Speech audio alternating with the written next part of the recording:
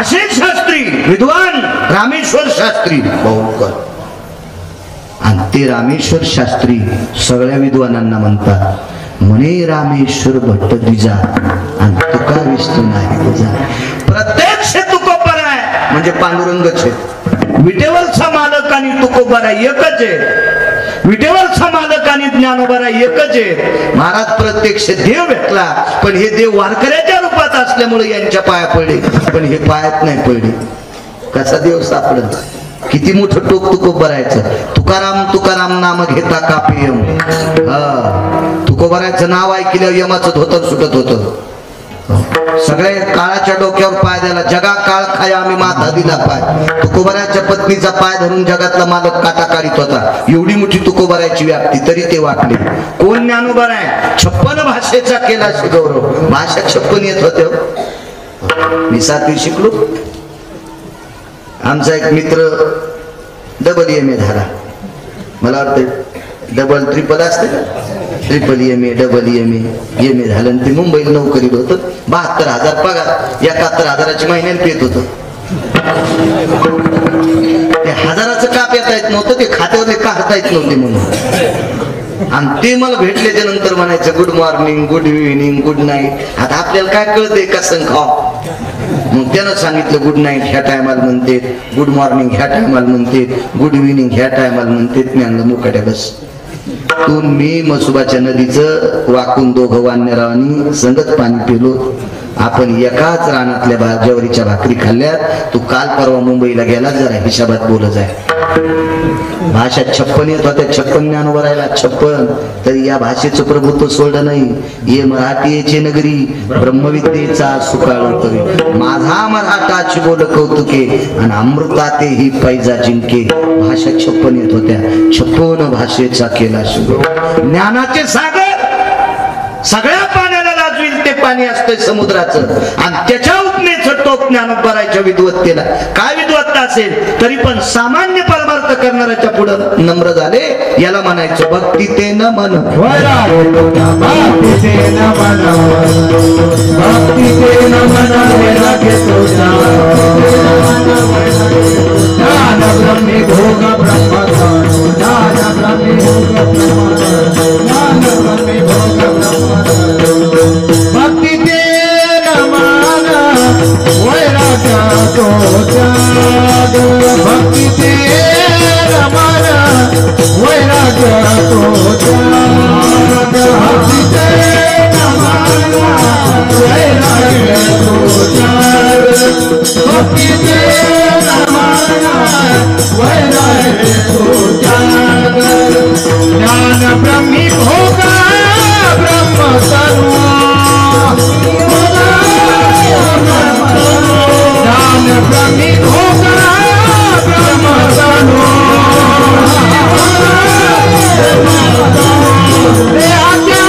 निराशे पावी दे आठाया. देहाच्या निराशे पावी दे आठाया. देहाच्या निराशे पावी दे आठाया. देहाच्या निराशे पावी दे पावी दे किती तुकोबर आहे मोठे तरी सामान्याच्या पुढे वाकले. काय घ्यायचं होतं का त्याच्याकडून. काय मागायचं होतं तुकोबर आहे. अहो लक्ष्मीचा पती तुकोबरायच्या घरी मनाने यायचा. पाहुणे घराशी आजी आले ऋषिकेशी. लक्ष्मीचा मालक मनानं तुकोबरायच्या घरी येत होता. काय मागायचं आणि काय देणारे पुढचा फाटका द्यायचा. फक्त वारकरी या नात्यानं पाय पडायचं. काय ज्ञानोबरायला मागायचं. ज्यांच्या दारात सोन्याचा पिंपळ आहे. जयाची हे द्वारी चा पिंपळ. सोन्याचा पिंपळ दारात आहे. ते काय आमच्यासारख्या भिकार फुट लोकांना मागणारे. पण वारकरी या नात्यानं पाय पडे. नम्रता. पैठणच्या मालकांचा जर विचार केला. सकल संता माझी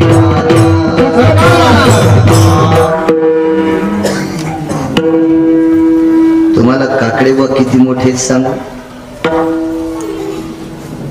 ज्याला जरासं येतंय ते 40 मिनिटं चाल म्हणतोय. या माणसाकडे लाखो विद्यार्थी शिकून जातील, एवढी विद्वत्ता, पण मुद्देसूद कीर्तनकाराला पोषक अशी व्यक्ती आपल्या परिसराला लाभलेले हिरत नाही. तुम्ही जपा गरज आहे अशा लोकांची, काळ जपणं गरजेचं आहे. काय होतं माहितीये, ते महाराज गायक हे औरंगाबादून आणले, कसं शक्य आहे सतत, पण जवळच आहे का नाही कसं शक्य असतं, म्हणून लक्षात असलं पाहिजे. पण ज्याच्या गावाला गंगा त्याच्या गुडघ्याला सांगा, हिशोबात राहिलं पाहिजे माणसानं. अशी माणसं जोपासा गरज काळाची. सकल संता माझी राजा स्वामी एकनाथ माझा, सर्व संतात राजे होते. आणि माझ्या एकनाथ महाराजांकडे एक व्यक्ती गेली, बाहेर बहालदार चौकदार होते. नाथांचा वारा हाच आहे का? हो हाच. कोण आणखी चौकदाराने काठ्या खाल्यान पाय पडले. शांती ब्रह्म एकनाथ महाराजाच्या घरी चौकदाराच्या हातात 15-15 किलो सोन्याच्या काठ्या होत्या. माझ्या गोळ्या संपल्या नाही. मी संतांचं वर्णन करायलो, संतांचं, भंगिऱ्याच नाही. या महाराष्ट्राच्या मातीला ज्यांची कृपा आहे म्हणून आपण माणसं म्हणून जगायलो, ते जन्माला आले म्हणून आपण माणसं म्हणून जगतो. ही त्यांची कृपा आहे, ही त्यांचे उपकार आहेत आपल्यावर. 15-15 किलो सोन्याच्या काठ्या चौकदाराच्या हातात. नशिबवान साहेब, तुम्हाला ड्युटी पैठण काय. वा. काठ्या खाली टेकल्या आणि पुढच्या व्यक्तीच्या पाया पडले. त्याच्या चपला 3 जाग्यावर शिवलेल्या होत्या. गुरुजी, ज्याच्या हातात 15 किलो सोन्याची काठी, तो व्यक्ती चप्पल 3 जाग्यावर सुटलेल्या माणसाच्या पाया पडला. का? कारण तो चोपदार अशा व्यक्तीचा होता. त्यांचे मालक वाकत होते, नाथबाबा वाकत होते. अशा व्यक्तीचा चोपदार आहे. अनुकरण घरातल्या लोकांनी चांगलं केलं की पुढचे करीत असते.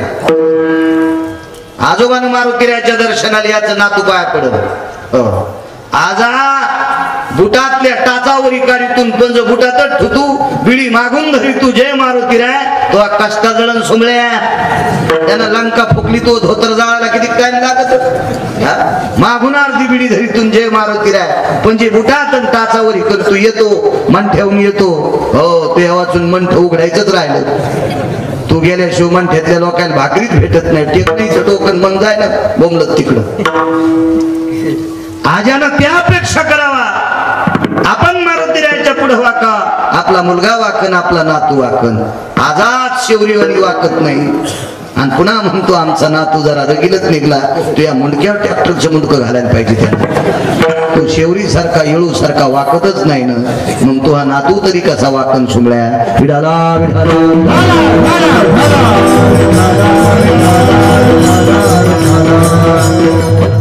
पैशातले गवणीचे गवन गवन, ज्याला एखाद्याला पैशाचं गंडला असं नेते, तर अजून लक्षात घ्या, सज्जन माणसापेक्षा नालायक लोकांकडे भारतातले पैसे येतात.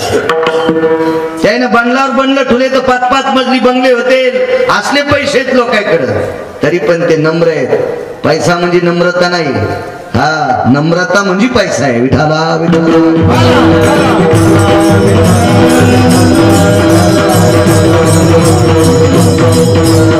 खूप श्रीमंत लोक पाहिजे. 3798 गाव. काय गांजे उडून थोडा फिरलो. 1418 रुपयाचा, 1418 रुपयाचा बिस्किटचा पुडा एका माणसाच्या कुत्र्याला खालाय.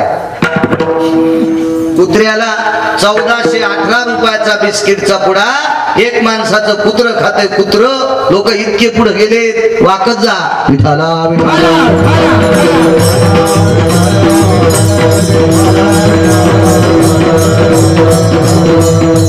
काहीच भेटणार नाही वाकल्याशिवाय. वाकल्याशिवाय देव भेटत नाही, मुद्दा नंबर 1. वाकल्याशिवाय समाज मानित नाही, मुद्दा नंबर 2. नम्रतेशिवाय घरातली लोक सुद्धा मानित नाही. घरातली माणसं सुद्धा नम्रतेशिवाय मानित नाही. वाकणं हा सर्वात मोठा सद्गुण आहे. झाडाला फळ लागले फांद्या वाकतात. झाडाला फळ लागले ना फांद्या वाकत्यात. आणि जी फांदी वाकली नाही ती बुडातून फाटाळती. बुडातून फाटाळती. तिसऱ्या दिवशी भरपळून जळती. वाकणं मालकांचा पुरावा आहे. त्या भूमीकडे फांद्या फळ आले की वाकणं अधर्म आहे माणसाचा. वाकणं काय चौकदार पाय पडल्याच्या नंतर आतमध्ये आवाज दिला, मालक नाथ बाबा आले. कोण आले आपल्याकडे? गिरिजा. पत्नीला आवाज दिलाय, हे गिरिजा. नावान बोलायचे बरं पहिले माणसं. हो ते आता आपल्याकडे काय होतं माहितीये का, सगळी वेळ उडाल्यावर मग मला भुसकड दाबून आणि तवा तो बैलाला पिढी कापून टाकीन तशाच फेकल्या. मुरखुंडानं उकांडा भरला आणि सगळा कडबा संपल्या. म्हणला भुस दाबून पावसाळ्यात कामी येते. तुला खावा आता बैलानं तुला. आपलं सगळं उतू गेल्यावर कणिक तळाला गेली मंजुरीची हवा सगळं वाजल्यावर मग बांधत होती तू पहिल्यापासून पाहिजे का नाही. आता बोलेलेत नावानं. पण ते मधात तुम्ही बोलणं सोडून दिलं म्हणून त्यानं सुरू केलं ना. विवेक ए अनिरुद्ध ए विवेक लवकर येले. आपल्याकडे गिरगावकर आले. येताना दूध घेऊन ये. तर विवेक आला दुधाची थैली घेऊन. मी म्हणलं बाई मी हे दूध पित नाही. मी का बोके आहे का थैलीतलं दूध प्याला? मी नाही पित दूध. म्हणलं बाई विवेक कोण तुमचे चिरंजीव आहेत का? नाही ते माझे मिस्टर आहेत. मी म्हणलं मला तू दूध नको, तू चहा नको. तू नवऱ्याला जर नावानं बोलायलीस तर मग ही गाडी जळून जाईल. बाई नको नको नको नको येतो. नावानं बोलायची माणसं. वजनात राहिलं पाहिजे आपोआपल्या याच्यात. आपोआपले नियम सांभाळले की नेते गोड होत असते. सासऱ्याच्या वजनात राहावं आणि सुनानं सुनाच्या अधिकारात राहावं. सासऱ्याच्या पुढून जाताना सुनानं पदर पुढू द्यायचा नाही. ही सुनाची आचारसंहिता. पण सून स्वयंपाक करताना सासऱ्यानं चुलीला पाय लावून शेकायचं नाही. सून भाकरी टाकायली सासरा चुलीला पाय लावून शेकला. मला म्हणला आमची सून पदर घेणं पेटलेली भिलपी याच्या तोंडात हातुड्याने ठोकून घाल बारी इकून निघली पाहिजे. भडव्या बैठकीत जर तुला सगळं भेटत असेल तर सून भाकरी करताना कशाला पाय लावून शकत. आणि पुन्हा म्हणतो तिचा पदर पडला. आपोआपल्या वजनात राहायचं. वजनात राहायचं. वजनात सगळ्या गोष्टी भेटत असतात. आपण आपलं वजन नाही सोडायचं. महिमा नाही सुटली की काम झालं. काय नाथांचं वैभव. गिरिजा जी मालक इथे एखादी जी म्हणती का आमची मामी आमच्या मामाला हे कॅमेऱ्यावाले मामाचं गाव आहे म्हणून माम्या म्हणाले सगळ्या. येतो पुन्हा हीच किती बाळू महाराज त्या गावात बायकांना माम्या म्हणला. मामांचंच गाव आहे ना त्याच्यामुळे माझ्या सगळ्या माम्या सगळ्या आज्या काही वयस्कर. हो माझी एखादी मामी म्हणती का मालकाला जी? नाही. कसं होतं जी इचुडच होतो का जीबीला? बर नका जी म्हणी जाऊ पण मालक म्हणी जा. तुम्हाला तुमच्या भाषेची शपथ आहे. पप्याचा बापर यमुनीचा बापन भाग्याचा बाप असं म्हण जाऊ नका. ते काय अशी वरून नाही पडली तुम्हाला. ते काय गौसरी नाही तुम्हाला. मालक म्हणी जा. आपल्याला समजून सांगावं आहे का नाही. दुसऱ्याचे कशाला ताबे चुकायची माणसं. मालक म्हणी जा. बाईचा सर्वात मोठा देव कोण असेल तर आपला पती. आमच्या घरच्यात सांगत असतो मग धोत्र चांगले धुतले की तुला अर्ध पुण्य आला. तू नको दाई चिडे तुळशील घाली जाऊ. कामाशी काम तुळस वाळून इतकं पाणी टाकत. काय काय चालय ना इतके तुळशी लिडे घालते तोरक ना तू कुठे इसरून शाळात गेला. हो त्यानं पॅन्ट एक दिसची घातली शर्ट दुसरंच दिसचं घातलं. शिक्षकाने पुन्हा नातू घरी पाठवला. बाब्या तू काऊन वापस आला? तू ह्या तुळशीला येडे घालण्यामुळे तसं झालं. नातू शाळेत जाच्या टायमाला ही तुळशीला येडे घाली ती आणि मग म्हणते आमचा नातू कसा हुशारच होईन. तुला खोऱ्याच्या दांड्यानं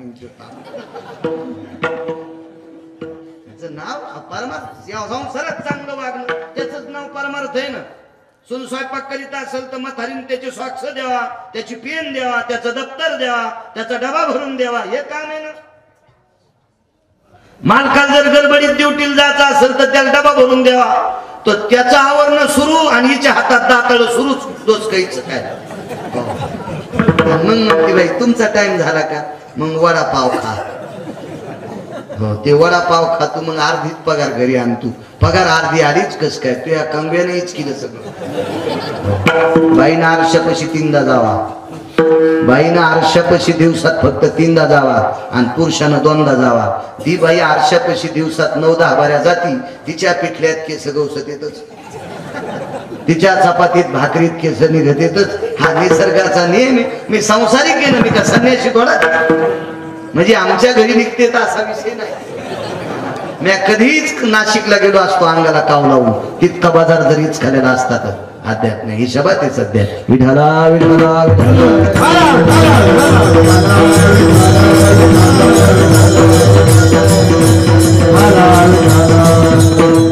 हे गिरिजा, गिरिजा नाव होत. जी मालक जी शब्द. कोण बाई जी म्हणती माहितीये? ज्या बाईचं लुगडं धुवायला 36 वर्ष पंढरपुरातला मालक होता. ज्या बाईचं लुगडं धुण्यासाठी, नम्रता सांगायला भक्ती ते नम्र, ज्या बाईची साडी आणि चोळी धुण्यासाठी 36 वर्ष पंढरपुरातला मालक. जी मालक गिरिजा. आपल्याकडे ते पाहुणे आले, त्यांची पाय धुवायची व्यवस्था करा. सोन्याचा भंगार मिळतो, सोन्याचा तांब्या, बावनिया चंदनाचा पाट, तापलेल्या उकळत्या तेलात 1 चिमूटभर टाकलं की तेल थंड होतंय. हिच्या चंदनात ताकद आहे. अशा चंदनाची पाट चोळून होती, त्याच्यावर पाय धुतले. आणि तशा काळाला 55,000ची पैठणी अंगावर होती. आज जर ती पैठणी असायली तर ती सोन्याचा जर होता गुरुजी. ती पैठणी आज ऐकल्या पिवर नदीच्या कडीची 150 एकर जमीन विकत घेता येते. इतकी पैठणीची किंमत होती त्या, इतकी किंमत. हो 2.25 किलो जर निघायचा, 2.25 किलो जर, 2.25 किलो सोन्याचे पैसे किती होते? ज्याला सहन होते त्यानं गणित करा. बऱ्याच लोकांना दुसऱ्याचं बरं चालल्यावर घाम येतो. असे नका गण करून चक्कर बिकर याची उगीच गणित नका करू. आणि त्या बाईनं पाय धुतले, खांद्यावरला पदर वाढा आणि पदराने पाय पुसले. हे अर्धगारच झालं. म्हणला 2.25 किलोचा जर सोन्याचा आणि त्या लुगड्याच्या पदराने माय पाय पुसले. काय काम झालं? इतक्यात गपचिक बसवान. पण काही काहीचा लयच अहंकार पोकाला गेलेला.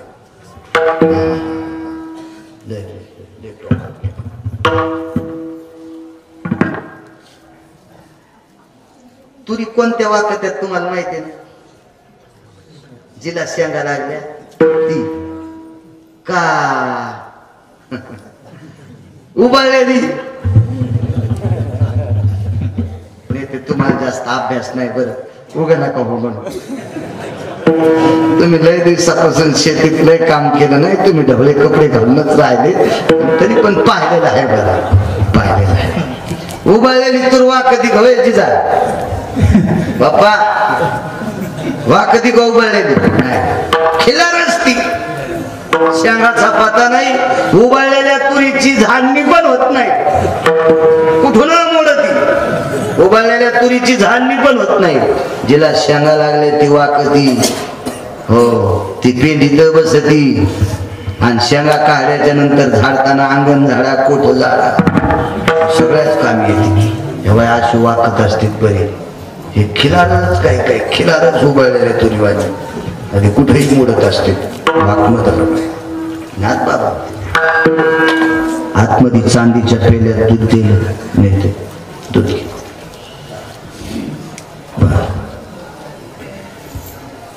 जेवण करून जा. हो गिरिजा आत्पा लवकर.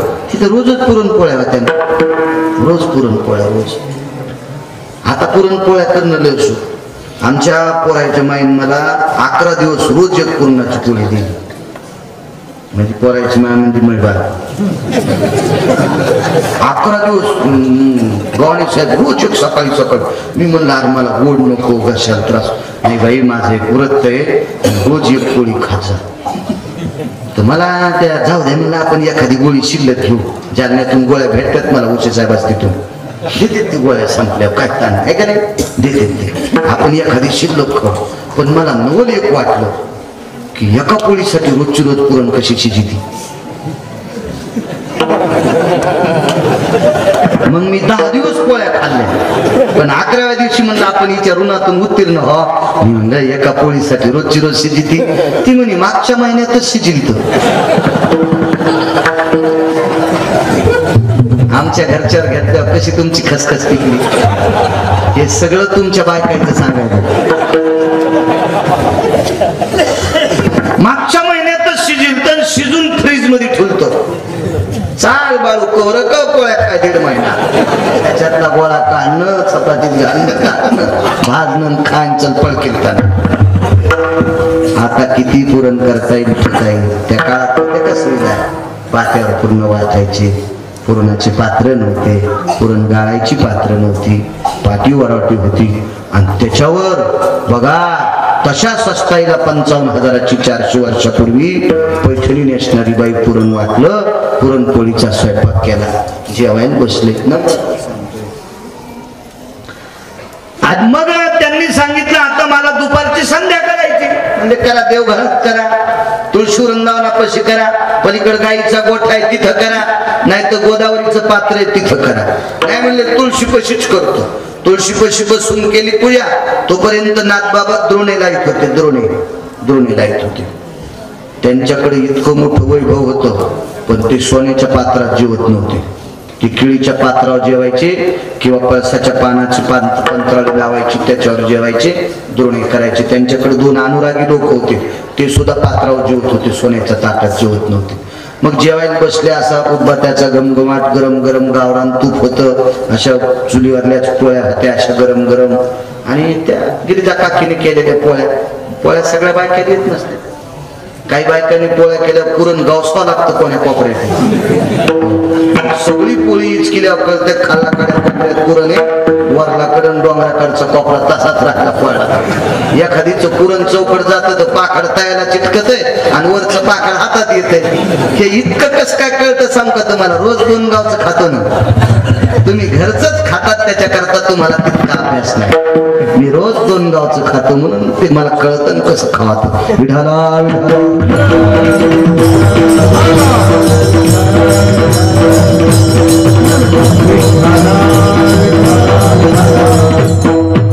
गिरिजा काकींनी केलेल्या पोळ्या काय अन्नपूर्णेची कृपा होती. अन्नपूर्णेची कृपा. पाणी फिरवलं मुंग्या आत येऊन म्हणून. जेवताना पाणी फिरत ना मुंग्या आत येऊन म्हणून. म्हणजे जेवताना पाणी कशामुळे फिरत येत अजूनही काही सुमळेल त्याचा पत्ता नाही. एक जण मला म्हणला मंदिरात गेल्यावर घंटी काऊन वाजते. मला नाही सांगताय. आणि कशाला कीर्तन करतात बंद उद्यापासून मोह ऐका म्हणलं सांगा. देवाला जागा करायचं मी आलो म्हणून. मी म्हणलं सुमळ्या देव झोपतच नाही रे. देव ज्याच्या नावानं झोपला त्याला भीतीला टेकून बसवावं लागत. कपाळाला रुपया, शेणाचा गोळा, 2-4 उदबत्या आणि 7-8 म्हाताऱ्या. त्याच्यासाठी झोपला. जिवंत लोकांसाठी झोपत नाही. घंटा नाद वेगळा सगळं वेगळं करतात. पाणी का फिरावं, घंटा का वाजावं नको, विषयांतर नको आपल्याकडे घर येतो. आणि मग जेवता जेवता त्यांनी सांगितलं का तुम्ही दुपारची संध्या केली, आजच्या दिवस माफ करा. नम्रता सांगायला नम्रता. नाथ बाबा सामान्य व्यक्तीला म्हणले आजच्या दिवस माफ करा. माफ करा तुम्ही संध्या करीत नाही तर तुमच्या घरचं खाणं कुठलं ते पात्र कुठलं पात्र. गिरिजा काकी सोहळ्यात होत्या स्वयंपाक करा. ज्या बाईचं लुगडं धुवायला पंढरपुरातला मालक 36 वर्ष आला, ती बाई पात्रापाशी वटांगण घातलं. एवढ्या वेळेस आमच्या मालकाला माफ करा. पात्र द्रोणे लावण्याच्या गडबडीत त्यांची संध्या थांबली. याच्यानंतर ते संध्या कधी बोलणार नाहीत. पण तुम्ही आमच्या घरचं जाळून जाऊ नका. लोटांगण घातलं, लोटांगण, तरी ऐकत नको. शेवटी नाथ बाबा होते ते. नाथ बाबा म्हणले बरं नका जेवू, तुम्ही संध्या करता कशासाठी? म्हणजे देवाच्या प्राप्ती करता. कधीपासून करता? 40-45 वर्ष झालं संध्या करतो. एखाद्याशी तुमच्या स्वप्नात देव आला नाही म्हणले, मग मी संध्या याच्या करता करीत नाही, ज्यानं जेवताना तुम्हाला भातावर तूप वाढे का हे पंढरपुरात नाही. झाली संध्या, संदेह माझा गेला, आत्माराम हृदय प्रकटला किंवा सेजे प्रगटला. मी याच्या करता संध्या करत नाही, संध्या ज्याच्या प्राप्ती करता करायची तेच आमच्या इथं पाणी भरण्यासाठी. 36 वर्ष जगाचा मालक. दृष्टांत संपला. सामान्य माणसं इतके आखडे, 36 वर्ष जगाचा मालक ज्यांच्या इथं कामा करतात आणि ते पुढच्याच्या चरणावर वागतात, याला म्हणतात नम्रता. भक्ती ते नमन, भक्ती ते नमन, भक्ती ते नमन,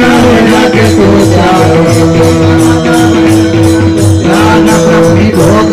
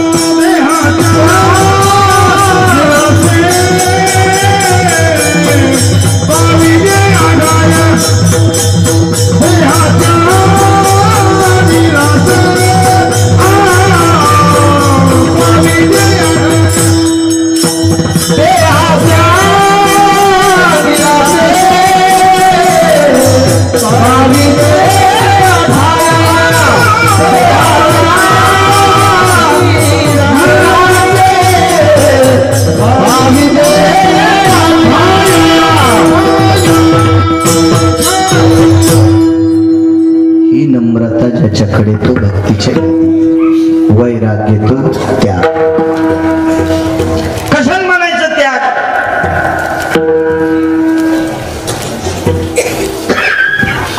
जिचं वर्णन करता येत नाही अशा वस्तू आपल्याकडे असावा, त्या वस्तू आपल्याला पचावा, आणि पचत असताना म्हणायचं मला त्याची गरज नाही, याला म्हणते त्याग.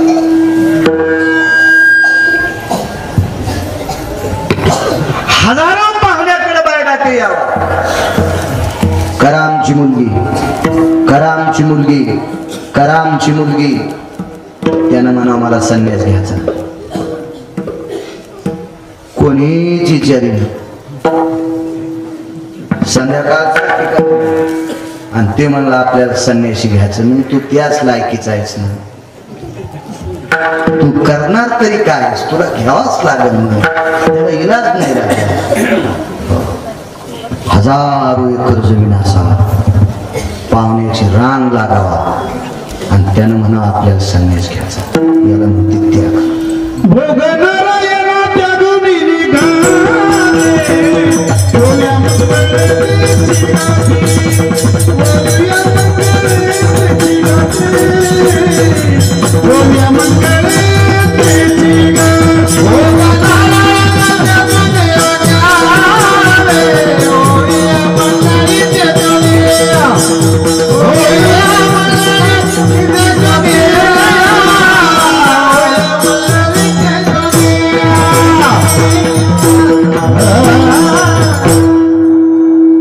कशालाही त्याग नाही म्हणायचा. प्राप्त झालेली वस्तू पोषक असताना सुद्धा त्यागायची त्याग म्हणतात. म्हातारा आलं शिकारी, 92 वर्षाचा बाप होता, 95 वर्षाचा बाप. शिकार करून आलं, चेहरा बारीक पाहिला, आणि पोराचं वय होतं 22 वर्ष. नेमकंच लागलाच. बाबा कुठे गेलतात? अरे शिकारीला गेलतो. बाण संपले, शिकार नाही सापडली. गंजा वाघ मारली, पण एक आवडलेली शिकार पुढच्यान दिली नाही. कळालं नाही बाबा. अरे एका आश्रमावर एक पोरगी स्वयंपाक करीत होती, तिच्या संग लग्न करण्याची इच्छा झाली. म्हातारा घोड्यावरून खाली उतरलं आणि त्या घोड्यावर पोरग बसलो, 22 वर्षाचं पोरग. आणि बापाला विचारलं नाही कुठं आश्रम आहे म्हणून. घोड्यावर बसल्यावर वाकलं, घोड्याच्या कानात सांगितलं, बाबा जिथं रमले होते तिथं चल. बाबाला जे ठिकाण आवडलं होतं तिथं चल. ते चांगल्या माणसाचं घोडं होतं ते. या कुत्री काही काही लोकांच्या अधिकारी होते. चातुर्माशी महाराजाचं कुत्र एकादश धरीत होतं. पंढरपूरला चातुर्माशी महाराजाचं कुत्र एकादश. पंचांगात वाद झाला. एका पंचांगाने आजची एकादश टाकली आणि एकानं उद्याची. स्मार्त आणि भागवत ठीक आहे, पण स्मार्त नाही भागवत नाही, दोघींना 2 एकादशी टाकल्या. धरायच्या कोणत्या? एका कीर्तनकारानं सत्यात सांगितलं. आता चातुर्माशी महाराजांनी विचारायला तर चातुर्माशी महाराज बाहेरगावी कीर्तनाला गेले. त्यावेळेला कोण नव्हते, वक्ते बाबा सांगायचे. तर मग त्या चातुर्माशी महाराजांनी शिष्याने सांगितलं, तुम्ही आले कशा करता? एकादशी कोण दिवशी धरा. मग आमचे महाराज पंचांग बघून एकादश धरीत नाही. आमचे महाराज कॅलेंडर बघून एकादश धरीत नाही. ज्या दिवशी आमचं कुत्र भाकर खात नाहीत त्या दिवशी ती एकादश धरते. चातुर्माशी महाराजाचं कुत्र एकादश धरीत होतं. म्हणून शेवटचं पाणी चातुर्माशी महाराजाला विटेवरच्या मालकानं पाजलं. शेवटच्या टप्प्यात मंजुळा तोंडात अडकलेलं. काय ताकद असेल या लोकांना. ठाकूरबांचं घोडं एकादश धरायचं. परभणी जिल्ह्यात ठाकूरबाचा मोठा घराणा आहे. हो, यांचं घोडं एकादश धरायचं. घोडं एकादश असाच वाद. चारा म्हणले घोड्याला हरभर नाही खाल्लं त्यानं हरभर. आजची एकादशी. त्या घरचं बाळांतपण करण्यासाठी पंढरपुरातला मालक. काय काय काय काय लोकांचे प्राणी पाळलेले पशु सुद्धा इतके अधिकारी. महाराणा प्रतापाचा चेतक नावाचा घोडा किती विद्वान. रयतेचे राजा छत्रपती शिवाजी महाराजांचा विशाल नावाचा घोडा, कृष्णा नावाची घोडी. काय विद्वान असलेल्या लोकांचे प्राणी. वाघ्या नावाचं पुत्र. काय नाविन्य या लोकांच्या प्राण्याकडे. इतके विवेक संपन्न प्राणी होते. संताजी महाराज जगनाड्यांचा बैल सखा नावाचा बैल होता. तो तुकोबारायचा अभंग ऐकल्याशिवाय बैल चलत नव्हता. किती पेंड खाऊ घाला, किती चारा झाला, किती मका द्या, चलतच नव्हता. जीव जाऊस तर मारा, पाठ फुटूस तर मारा, चलतच नव्हता. पण संताजी महाराजांनी तुकोबारायचा अभंग फुटफुटला की बैल हिळभर बिना चाऱ्याचा चलत होता. बैल, त्या बैलाचं नाव होतं सखा. काय बैल असतील ते. नाचणाऱ्या बाईनं पाळलेलं कोंबड, तमाशात नृत्य करणाऱ्या बाईनं पाळलेलं माकड, त्याच्यासाठी विमान येते. तिचं नाव होतं महानंदा. काय कोंबडा असेल ते. आपले कोंबडे तर तुका म्हणे झाली कोंबड्याची परी, पुढे चुकरी लाभणारी.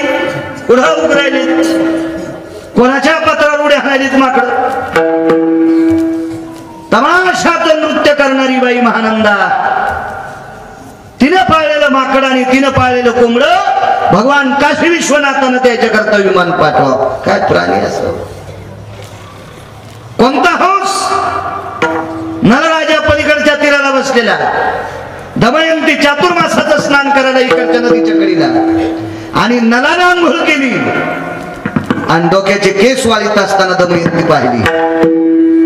डोक्याचे केस वाळीता वाळीता दमयंती पाहिली आणि त्या पवित्र गंगेतल्या हंसाला सांगितलं, ही चिठ्ठी नेऊन दे रे. प्रेमाची चिठ्ठी हंसानं तोंडात धरली आणि दमयंतीच्या पुढे टाकली. चिठ्ठी वाचिल्या. प्राणात यत् कर्मणो मुच्यते भय जाये तमाम पाणी ग्रहणस्तते वचः. विश्वात तुला बघितल्याच्या नंतर पाणी ग्रहण करण्याची इच्छा झाली, म्हणजे लग्न करण्याची इच्छा झाली. हंसानं सोयरीक जोडली. हो, हंसानं. पण फिल्मी सृष्टीतल्या लोकांना हंस नाही गवसाला. ज्या कबूतर यायला कबुतऱ्या गवसाला खडे खाणार, गारगुंड्या खाणार. काय हंस असेल तो. हे हे गाणे मला कसे पाठ झाले माहितीये का? हे ट्रॅक्टर मध्ये येड्यावरी करते. मला वाटते कायदा काढायला पाहिजे. रोडवर ट्रॅक्टर आलं त्यानं जर मोठा आवाज केला की त्याचं लायसन रद्द, असा कायदा पाहिजे. काय मागे एकदा पेपरवर एक गाव होते, हाय त्या गावातून ट्रॅक्टर वरती कॅसेट लावली की त्याचं चट हिसकून घेते. याचं कारण सांगू का तुम्हाला? ज्या शेतकरी राजानं पसापसा लेकरावानी ऊस वाढी लावू, या गाण्याच्या नादात त्याच्या ट्राल्या मागच पालत्या आणि मुंडकं घेऊन जातो. करा माफ, काय पपेची माय मोजायची तिथं आता मागच पालती केली शकतो गाण्याच्या नादात. हे म्हणून मला बरेच गाणे, मला मेमरी गाणे पाठ झाले. शिव्यालाही पाठ आहेत 200-400 येत नाही. कामं नाही पडलं शिव्या द्यायचं कधी. बाहेर द्यायला लोक हाणते आणि घरी द्यावा तर शिव्या द्यायचं काम नाही. सगळं टायमात होते कशाला शिव्या द्यायचं काही काम नाही. आकारा चांगलं चांगलं. आता लोक इथून पुढचं कोण म्हातारपणी सगळ्याच्यात म्हाताऱ्याच्या पुत्र्याच्या भाकरी संगत असते. चालू घडीला बरं असं चालते. इतके प्राणी हुशार काय काय.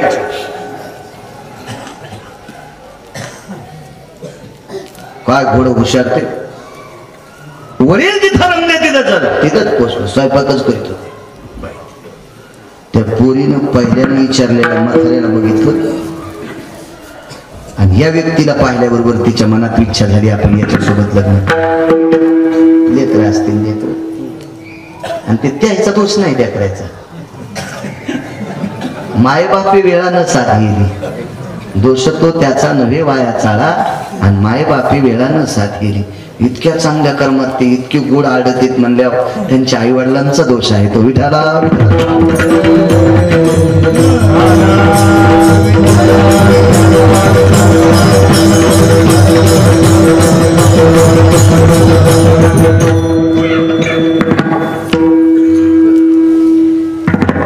आतमध्ये मुलगी गेली. बाबाला सांगितलं, बाबा बाहेर एक व्यक्ती आहे,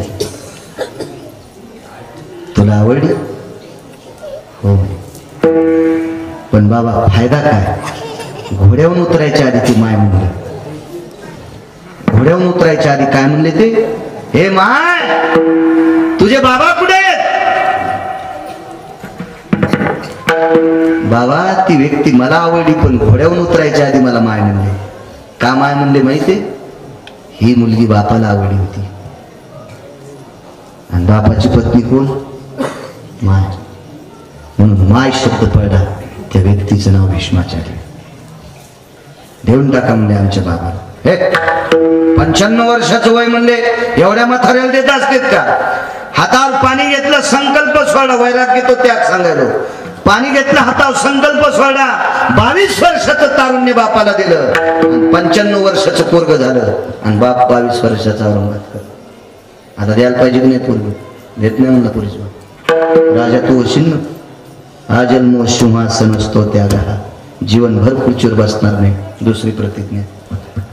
आणि जर तू लग्न केलंस म्हातारपणी तर हा जन्म ब्रह्मचर्याना. हा तिसरी प्रतिज्ञा, जीवनभर लग्न करणार नाही. रागाच्या भरात जर माझ्या पोरीला मारलं असतं, जीवनभर बाई पुढे आल्याच्या नंतर शस्त्र हातात घेणार नाही. म्हणून तर पंढरपुरातल्या मालकाने इथंच दुखतीनच धरली. आणि पांडवायला गादी घेण्यासाठी स्वतः बाई झाला. त्याला शिखंडी म्हणतात. शिखंडी म्हणजे नपुसक. स्वतः देवानं साडी नेसली आणि भीष्माच्या पुढं म्हाताऱ्याने शस्त्र फेकून दिलं आणि मग मेवण्याच्या कानात सांगितलं हान बाण. आणि मग अर्जुनाने भीष्मात मारलं. दृष्टांत संपला. इथं बसलेल्या कोण्या म्हाताऱ्यानं 70 वर्षाच्या म्हाताऱ्यानं एकच म्हणा, बघ्या रात्री जरा सिनेमातल्या बाया स्वप्नात आल्या. जर पोरायनं वाकडीच्या तळ्यात म्हाताऱ्याने नाही टाकलं तर मला बावली. नुसतं पोरायला म्हाताऱ्याने म्हणावं, बघ्या रात्री जरा सिनेमातल्या बाया स्वप्नात आलते रे. बांधीच्या तारानं पाय बांधून जर म्हातारे वाकडीच्या तळ्यात नाही टाकलं तुम्हाला पण लग्न इतकं सोपं आहे. 95 वर्षाचं वय स्वतः घेतलं आणि 22 वर्षाचं तारुण्य बापाला दिलं.